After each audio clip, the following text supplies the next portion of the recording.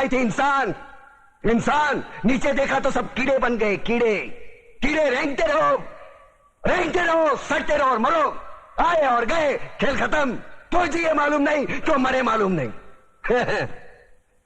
कलम वाली बाई क्रांति लाना चाहती थी, कलम के जोर पर काले वर्तमान को खत्म करना चाहती थी। कौन समझा उसकी बात को? सब साले मुर्दे, जिंदा लाशें। किसे जगाती वो? मैं जाग गया, कुछ अच्छा काम करके जा रहा हूं, सुकून है। लेकिन ध्यान में रखना, तुम्हारी ये खामोशी कल तुम्हारे बच्चों के लिए रोना बन जाएगी। ये कानून वाले, वर्दी वाले नेता, इन्होंने अपना ईमान बेच दिया। एक दूसरे को जलाते वक्त तुम्हारा ईमान कहा गया था? भाड़ में।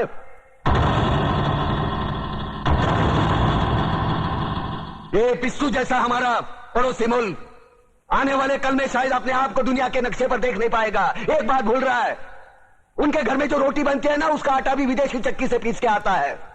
साले अपने खुद के देश में सुई नहीं बना सकते और हमारे देश को तोड़ने का सपना देखते हैं। वो ये सपना देख सकते हैं क्योंकि उन्हें मालूम है ये मुर्दों का देश है। वतन के लिए किसी को कोई हमदर्दी नहीं है। इसे तोड़ना बिल्कुल आसान है। मैं हिंदू, मैं मुसलमान, मैं सिख, मैं फलाना, मैं ढिमका। एक लाठी को तो कोई भी तोड़ सकता है, लेकिन लाठी के भारे को तोड़ना मुश्किल है। मैंने बचपन में पढ़ा था, स्कूल में, तीसरी में। मैं क्यों समझा रहा हूं तुमको? क्यों समझा रहा हूं? पागल हूं मैं? भूसा भरा पड़ा है मेरे दिमाग में। क्यों बातें कर रहा हूं इन पत्थरों से? हंसो, हंसो, खुशियां मनाओ।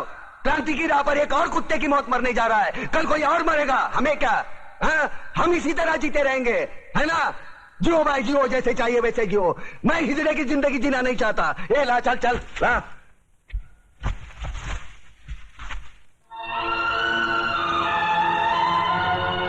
खड़ो, ये फांसी नहीं हो सकती। उन देशद्रोहियों के खिलाफ जो सरकार को सबूत मिले हैं, उससे साबित होता है कि प्रताप ने उनको मारकर देश का उद्धार किया है।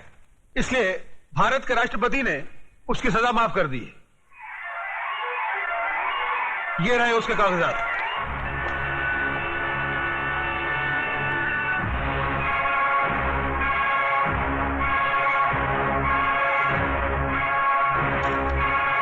रोक दीजिए ये फांसी।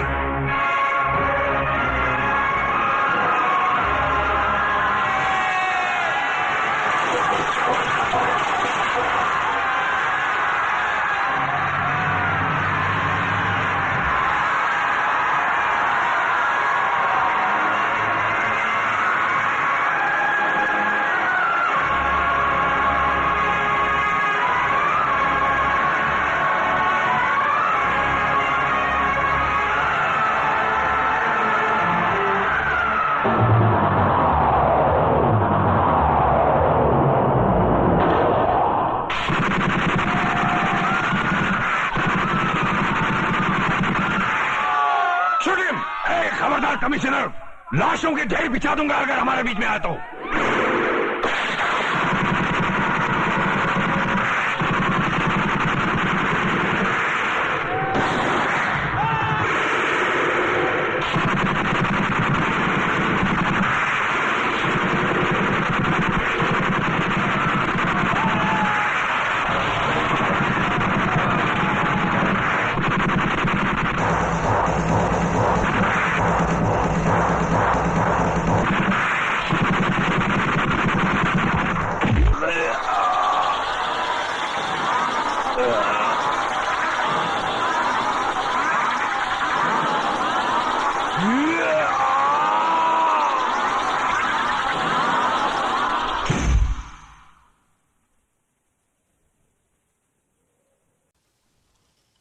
राम नाम सत्य है, राम नाम सत्य है, राम नाम सत्य है, राम नाम सत्य है, राम नाम सत्य है। उतारो भाई, उतारो आराम से।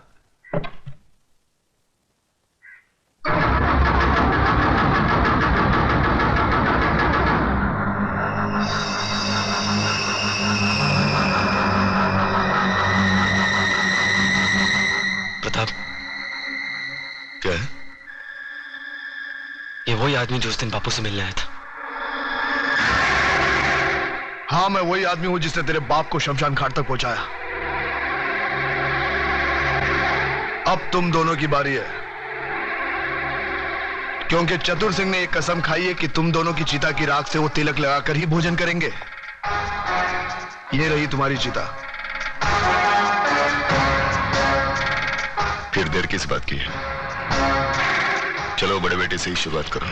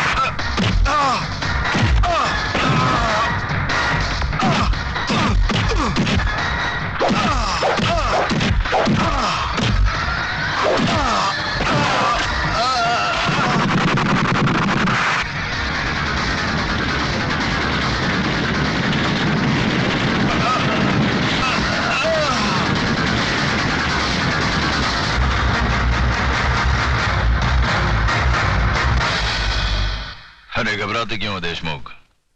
अब तक तो जलकर राख बन चुका होगा। अरे तुम लोगों को अपने दोस्तों पर भरोसा ही नहीं है। बस बस अब ये भाषण बंद करो, हमारे कान के पर्दे फट रहे हैं। बस बंद कर।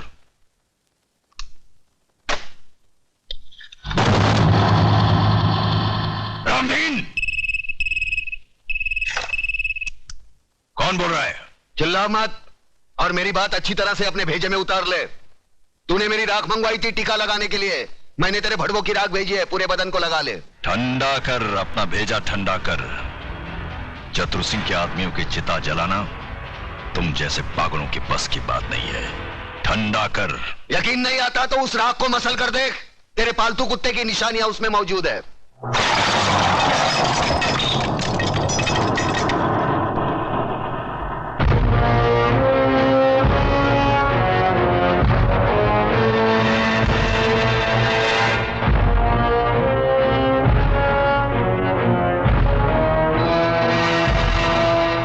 हराम के, तूने जलती हुई आग में हाथ डाला है। हम तुम्हें ऐसे जलाएंगे कि तेरे चाहने वालों को गंगा में बहाने के लिए तेरी राख भी नसीब नहीं होगी। अरे मुझे जलाने की बात छोड़, मैं तो तुझे ऐसी मौत मारूंगा ना तो तुझे जमीन नसीब होगी ना आसमां। अतुल भाई, अतुल भाई, अतुल भाई गजब हो गया। अतुल भाई गजब हो अतुल गया। भाई बाहर आकर देखो तो सही। क्या हुआ कल्याण जी भाई? अरे क्या हुआ? क्या नोटिस लग गई, 24 घंटे में बस्ती खाली करनी पड़ेगी। बस्ती किसी की बाप की जागीर है कि खाली करनी पड़ेगी? खाली तो करनी पड़ेगी भाईजान, क्योंकि अब इस बस्ती का मालिक चतुर सिंह है। लक्ष्मीदास जी ने बस्ती बेच दी और नोटिस पढ़कर हम लोग आए हैं। अरे बाहर में क्या वो नोटिस और बाहर में क्या चतुर सिंह? मैं भी नोटिस फाड़ के चतुर सिंह की तो। नहीं अतुल, तुम ऐसा नहीं करोगे, इससे हमारा केस बिगड़ जाएगा। उन लोगों ने अगर कानूनी तौर पर बस्ती हटाने की कोशिश की है तो हम भी कानून का सहारा लेंगे। चलो मेरे साथ। कानून हर किसी के लिए बना है, लेकिन अदालत की नजर में जो गैर कानूनी है उसके लिए एक जज की हैसियत से मैं कुछ नहीं कर सकता। यह स्टे ऑर्डर नामुमकिन है। मगर जज साहब, अगर मेरे पिताजी ने चतुर सिंह को जमीन बेची होती तो कम से कम मुझे मालूम तो होता, उसके कागजात होते मेरे पास। जज साहब, जिस तरह आपने 24 घंटे में कानूनी तौर पर हजारों लोगों को बेघर करने का नोटिस जारी कर दिया, उसी तरह उसे रोकने का भी तो कोई कानून होगा। मिस मेघा, सलाह के लिए वकील होते हैं, जज नहीं। जज का काम है सिर्फ फैसला सुनाना। जानती हूँ जज साहब, अच्छी तरह जानती हूँ कि इस बार भी आपने पैसे खाकर बड़े होशियारी से शुक्रवार की शाम को यह फैसला सुना दिया। आज सैटरडे है, कल संडे और परसों नवरात्रि की छुट्टी। लेकिन इतना याद रखना जज साहब, ये जो गरीबों की बद्दुआएं और चीखें हैं ना, ये सहाय नहीं जाती, और जब ऊपर वाला अपना फैसला सुनाएगा तुम भी बच नहीं पाओगे। चतुर सिंह, ऊपर वाले के हाथ से तू बचे ना बचे, लेकिन मेरे हाथ से तेरे को कोई नहीं बचा सकता। अगर एक बाप की औलाद है तो एक बार मेरे सामने आकर दिखा। तू भौंकता बहुत है आराम के, और भौंकने वाले कुत्ते हमें पसंद नहीं। दादा का खून हो गया। किसने किया खून? अरे छोड़ो ये सब बातें, मुझे तो चिंता यह है कि शहर का क्या होगा, हम सब का क्या होगा।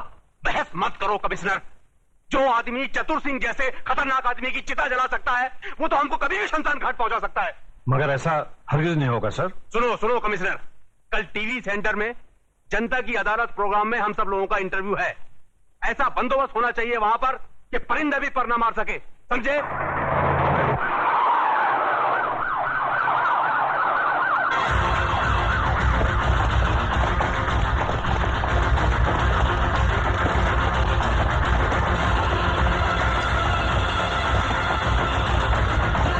कादर, तो इधर है ना? Yes sir. पांडु जरा पीछे रहे। आज जनता की अदालत में जनता के सामने जनता के प्रतिनिधि मंत्री श्री बबन राव देशमुख, विपक्ष के नेता श्री चंद्रसेन आजाद, कानून के रक्षक इंस्पेक्टर सत्यवादी दुबे, न्यायमूर्ति श्री हुक्म अली जाबिर तथा इस शहर के सबसे बड़े बिल्डर मिस्टर योगराज अपराधी के रूप में यहाँ मौजूद हैं। इन सब पर यह आरोप लगाया गया है कि शहर में जो हाल ही में दंगे फसाद हुए हैं, जो हत्याएं हुई थी, वो सब इनकी मिलीभगत थी। क्या ये सच है देशमुख जी? लोग आजकल राजनीति को, कानून को और पुलिस को गांधी जी के 3 बंदर कहते हैं। वो बंदर जिनके सामने सब कुछ होते हुए भी न कुछ सुनते हैं, न देखते हैं और न कुछ कहते हैं। देखिए साहब, हमारे यहां लोकशाही है और लोकशाही में हर किसी को कुछ भी पूछने का और कहने का पूरा अधिकार होता है। मैं आपकी इस बात से बिल्कुल सहमत नहीं हूं। अगर ऐसा होता तो दूसरे राज्यों की तुलना में हमारे राज्य में चारों ओर इतनी शांति कभी नहीं होती। अगर चारों ओर शांति होती तो पिछले दिनों हमारे शहर में जो दंगे हुए वो क्यों होते? साहब, ये सब विदेशी ताकतों का हाथ है, क्या करें? देखिए मंत्री जी, जब भी देश में कोई विपत्ति आती है तो हर मंत्री का आप ही जैसा जवाब होता है कि इसमें विदेशी ताकत का हाथ है। अब पिछले दिनों जो भूकंप हुआ था, कि इसमें भी विदेशी ताकत का हाथ था? Order order, please maintain the silence. पर लोग तो कहते हैं कि इस विपत्ति में आपके साथ विपक्ष के नेता चंद्रसेन जी का भी हाथ था और पांव भी था। जी, ये सब बकवास है, इसको हम नहीं मानता है। अरे हमारा पक्ष का सिद्धांत अलग है, इसका पक्ष का सिद्धांत अलग है। हम लोग अलग अलग दल में रह के एक काम कैसा कर सकता है? ये सब गुंडा लोग का काम है, बात करता है। चंद्रसेन जी बिल्कुल ठीक कह रहे हैं। ये तो पुलिस को बिना मतलब बदनाम किया जा रहा है। नहीं, ये तो आप कहते हैं, पर लोग तो कहते हैं कि जब दंगे भड़के तब दंगे वाली किसी भी जगह पर पुलिस सही वक्त पर नहीं पहुंची थी। अरे यही तो अपनी पुलिस की असली निशानी है। जब सब कुछ खत्म हो जाता है उसके बाद पुलिस आती है।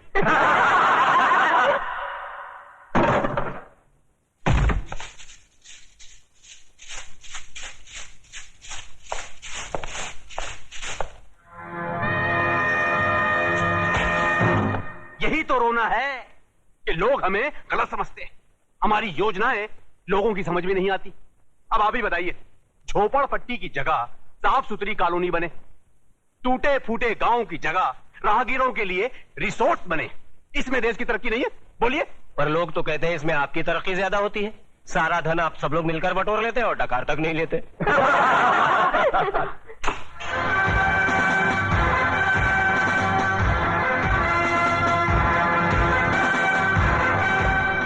नेताजी और पुलिस वाले ने तो अपनी सफाई पेश कर दी।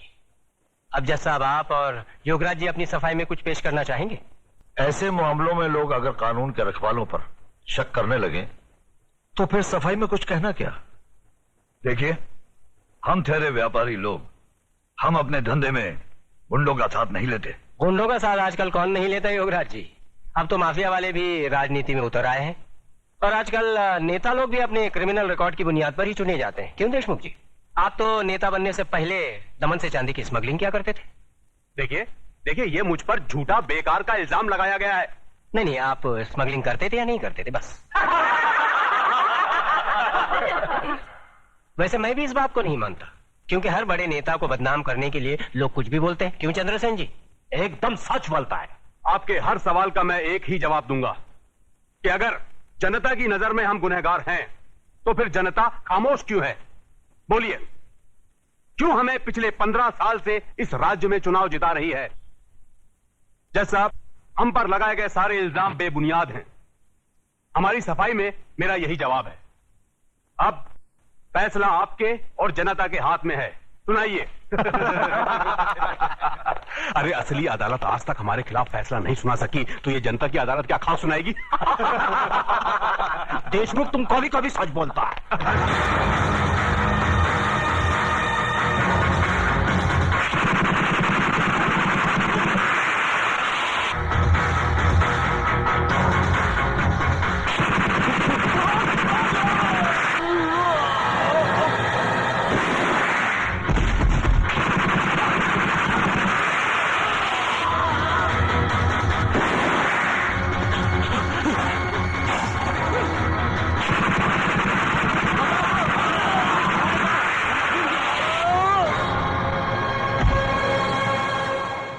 तुम्हें अपनी सफाई में कुछ कहना है?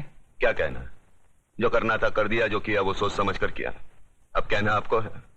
फैसला सुना दीजिए, मुझे मंजूर है। कुछ बोलता नहीं है, कुछ बोलता क्यों नहीं है? लेकिन ये ऑर्डर ऑर्डर। आज न्यायमूर्ति श्री विश्वनाथ सिंह ने अदालत में मंत्री श्री बबन राव देशमुख, विपक्ष के नेता श्री चंद्रसेन आजाद, न्यायमूर्ति श्री हुकम अली जाबिर, इंस्पेक्टर सत्यवादी दुबे, प्रख्यात बिल्डर योगराज और कुख्यात सरगना चतुर सिंह चिता के कातिल प्रताप नारायण तिलक को फांसी की सजा सुनाई।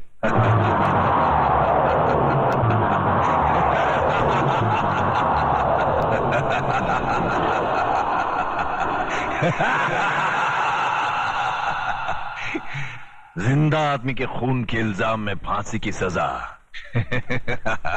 देखा पकिया, हमें तो माता के आशीर्वाद और बुलेट प्रूफ जैकेट ने बचा लिया, मगर वो हराम का कानून की मौत नहीं, चतुर सिंह चिता की दी हुई मौत से मरेगा। पता करो कौन से जेल में है।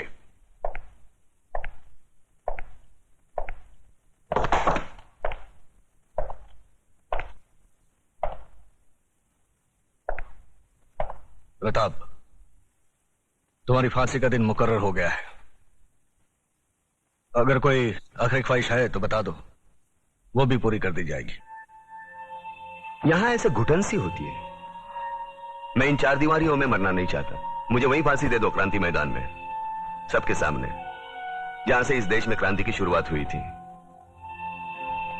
यहां ऐसे मरो तो जरा ज्यादा मरो, इतना सा मरने से क्या फायदा? सर, प्रताप से कोई मिलने आया है। मिलने दो।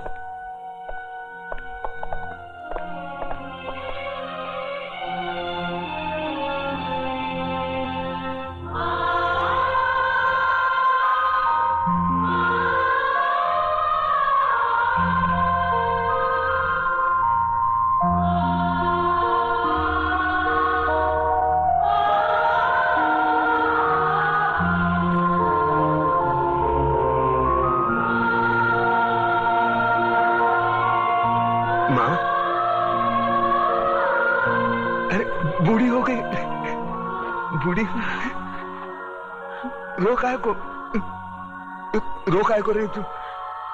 नहीं रे, ये तो खुशी के आंसू है। सोचा था जिंदगी भर तेरा मुंह नहीं देखूंगी, लेकिन तेरे बारे में अखबार में पढ़ा तो रह नहीं गया मुझसे, और मैं चली आई अपने बेटे के पास। कैसा है रे तू? बेटा, आज तूने तिलक खानदान के नाम पर सचमुच यश का तिलक लगा दिया। मैं खुश हूँ, बहुत खुश हूँ। अब तो भगवान से यही प्रार्थना करूंगी कि तुझे जन्मों जन्म मेरा ही बेटा बना कर। नहीं माँ, अगले जन्म में किसी मंदिर या मस्जिद की ईंट बनकर जिंदगी भर वहां रोता रहूंगा। इस जिंदगी का रोना मेरा बाकी है।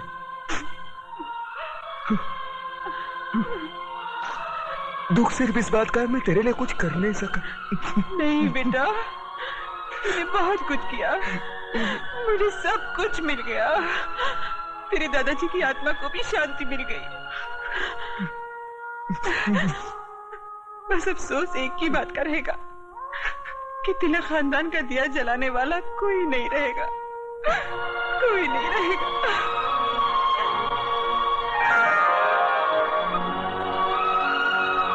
ये देख, अपनी बहू के लिए रखे थे, लेकिन अब तो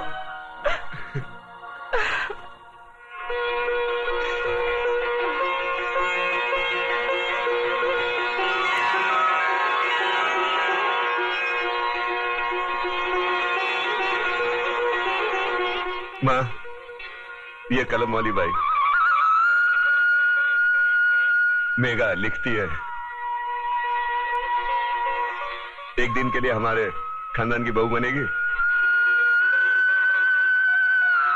सोच ले।